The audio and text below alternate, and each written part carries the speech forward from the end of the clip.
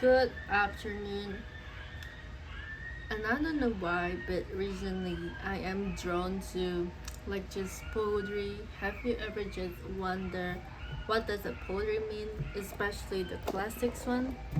It's really hard to understand. Like, and currently I'm reading Dante, the Divine Comedy, and I think one of the best way to learn it, because this is poetry and this is spoken words, it is meant to be spoken. So just hop into this journey and let us learn together, because I found myself when I spoke it and then hear it, maybe I didn't understand it right away, but you feel it. It is meant to be heard. But again, this is translated. So, of course, if you understand this was written in Italian, if you understand Italian, it will be better and you will understand it more because it was written in the first place with Italian. But if you know what I mean, this is an invitation for you also to practice, to just recite it, not for anyone but for yourself, so that you can learn, you can understand it better. And sometimes when you read it, just read it, you cannot grasp. But yeah, so shall I start? Yes. So this is Dante, Divine Comedy. And the reason I want to talk about this is because I am inspired by predictive history, and I'm intrigued to learn more about Divine Comedy and what it means, what the meaning behind it. And when you read it, it's just hard, right? Okay, so again, this is just a learning. So let's start. Let me drink first.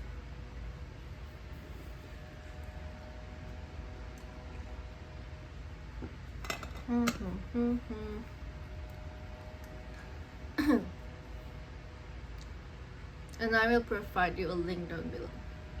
So first, before a man bit into one of two foods equally removed and tempting, he will die of hunger if if his choice were free.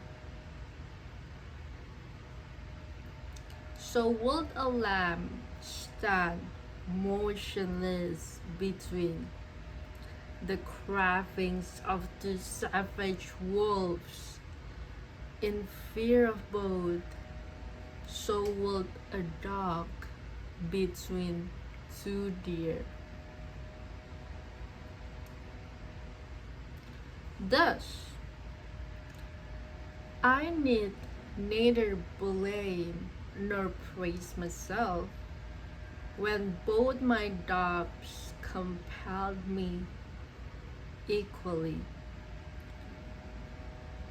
What kept me silent was necessity. I did not speak, but in my face were seen longing and questioning, more ardent than if spoken words had made them evident. Then Beatrice did just as Daniel did when he appeased Nebuchadnezzar's anger, the rage that made the king unjustly fierce.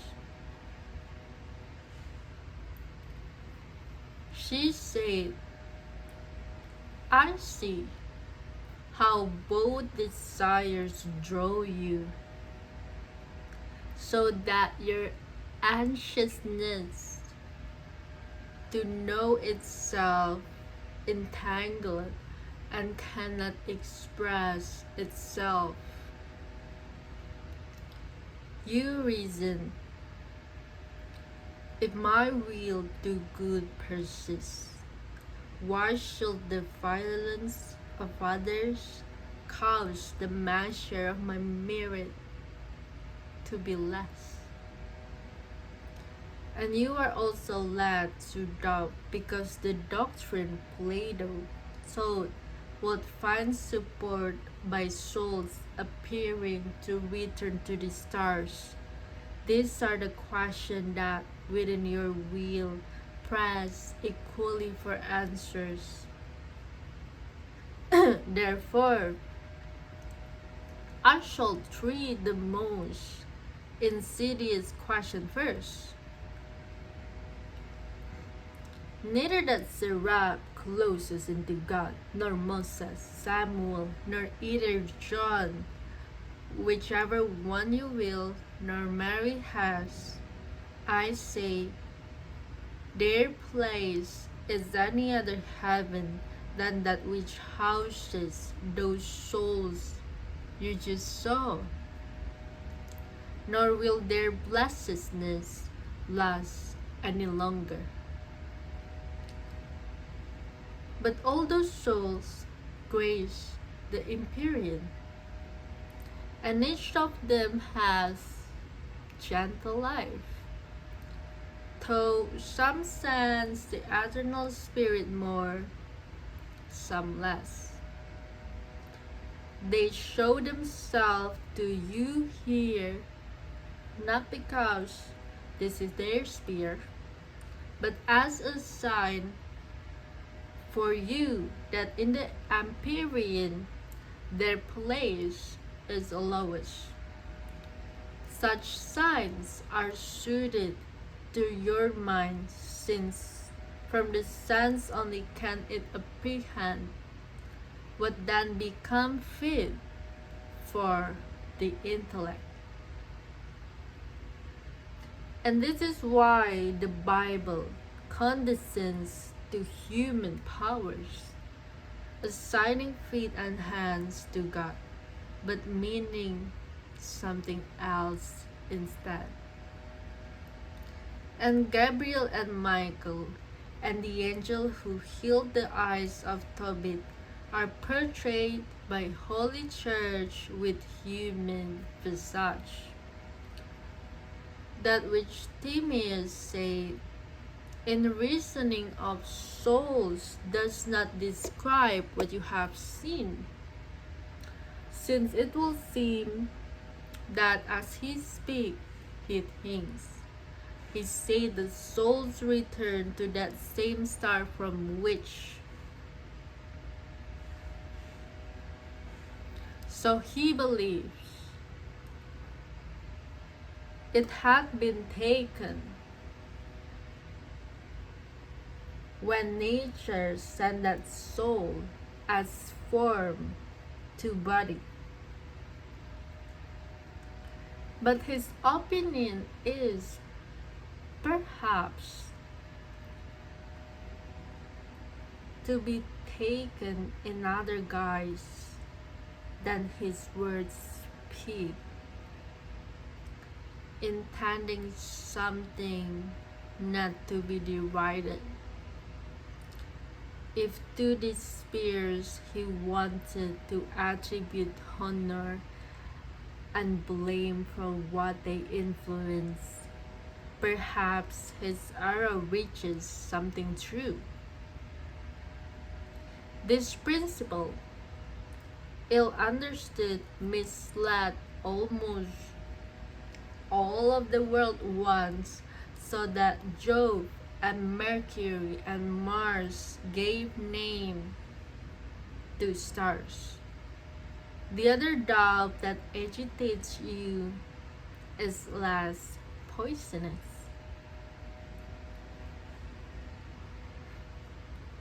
For it indeciousness is such as lead you far from me. To moral eyes, our justice seems unjust. That this is so should serve as evidence for faith, not heresy, depravity, but that your intellect may penetrate more carefully into your other hearing. I shall, as you desire, explain it clearly. If violence means that the one who suffers has not a bit force in any way, then there is no excuse these souls can claim. For will, if it resists, it never spans, but acts as nature when fire ascends. Through force 1,000 times it tries to compel, so that when will has yielded much or little, it had a bit force as this soul did, they could have fled back to their holy shelter. Had their will been as whole as that which held Lawrence fast to the grate, and that which made of mushes one who judged his own end, then once freed, they would have will to find the faith from which they have been dragged. But it is all too seldom that a will is so intact. And through this word, if you have grasped their bend, you can eliminate their argument that would have troubled you again and again and often. But now another obstacle obstructs your sight. You cannot overcome it by yourself. It is too wearying to try. I've set in your mind as something certain that souls in blessedness can never lie, since they are always near the primal truth. But from Picarda you were also able to hear how Constance keep her love from the veil, and here Picarda seems to contradict me. Before this, brother, it has often happened that to flee midnight, men unwillingly did what should not be done. So did Alcmaeon, to meet the wishes of his father, kill his mother, not to fail in filial piety. He acted ruthlessly. At that point, I would have you see the forces to which one yielded mingles with one's will, and no excuse can pardon their joint act. Absolute will does not concur in wrong, but the contingent will, through fear that its resistance might bring greater harm, consents. Therefore, Picarda means the absolute will when she speaks, and I the relative, so that the two of us have spoken truth. Such was the rippling of the holy stream issuing from the fountain from which spring all truth. It sat to test both my longings. Then I say, O beloved of the first lover, Oh, you divine, whose speech so floods and warms me that I feel more and more alive. However deep my gratefulness, it cannot match your grace with grace enough. But he who sees and can, may he grant compensation, recompense. May he grant recompense.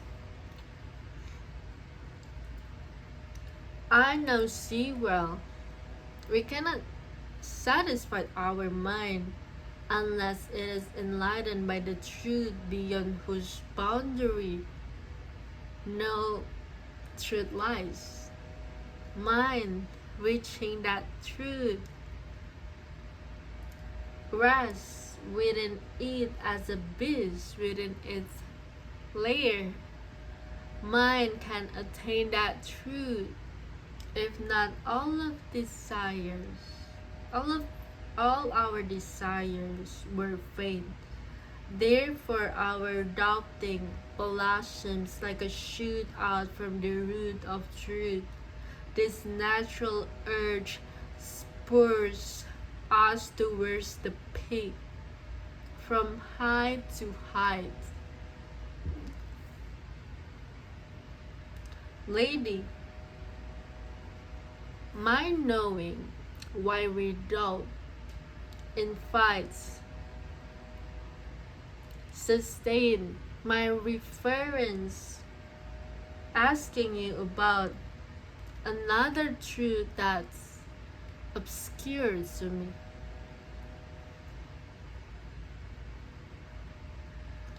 I want to know if one truth, if in your eyes one can amend for unkept foes with other acts. Good words, good works, your balance will not find too scant. Then Beatrice looked at me in the eyes with so full of sparks of love. Eyes so defined that my own force of sight were overcome, took flight, and eyes downcast, I almost lost my senses. Yeah, so there is that. I mean, this is a good practice. Yeah, and I will attach you the link to the original that you can read, and then also the interpretation. So yeah, read it by yourself to like speak it.